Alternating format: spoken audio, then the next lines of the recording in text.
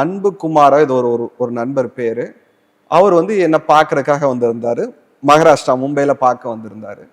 அப்போ அவர் உடம்ப வந்து ஹீல் பண்றதுக்காக, ஏன்னா அவருக்கு தொடர்ந்து நோய், அவருக்கு எப்ப பார்த்தாலும் அவருக்கு உடல்ல வந்து நோய்கள் வந்து சின்ன சின்ன விஷயங்கள் ஏற்பட்டுட்டே இருந்தது.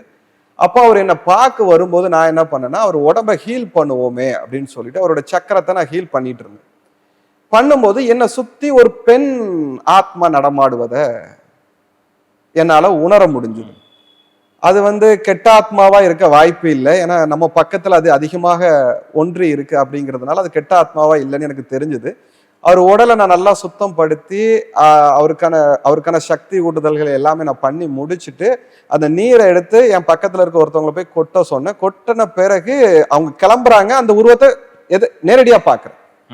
ரொம்ப இப்ப எப்படி நீங்க உட்கார்ந்து இருக்கீங்களோ அந்த மாதிரி அந்த உருவத்தை பாக்குறேன்.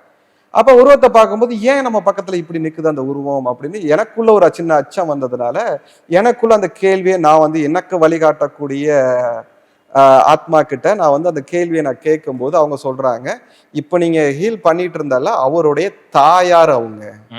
பாருங்க, இப்போ இறந்ததுக்கு அப்புறம் கூட காத்துக்கிட்டு நிக்கிறாங்க. தாயார் அவங்க அப்படின்னாங்க. எனக்கு ஒண்ணுமே புரியல. அப்போ கேட்கும்போது அவர்கிட்ட நான் இதை வந்து அவர்கிட்ட சொல்லல. அப்போ அவர்கிட்ட கேட்கிறேன். இதை நான் உத்தரவு தாயாருன்னு தெரிஞ்சுக்கிட்டேன். அதுக்கப்புறம் நான் அவர்கிட்ட உரையாட ஆரம்பிக்கிறேன். உரையாட ஆரம்பிக்கும் போது உங்க குடும்பம் எப்படி, நீங்க எந்த ஊர்ல பிறந்தீங்க, அவர் ஏதோ உளுந்தூர்பேட்டைக்கு பக்கத்துல ஏதோ ஒரு கிராமத்துல பிறந்ததாகவும், அவர் வந்து சிறு வயசுல 6 மாத குழந்தையா இருக்கும் போதே அவருடைய தாயார் இறந்திருக்காங்க.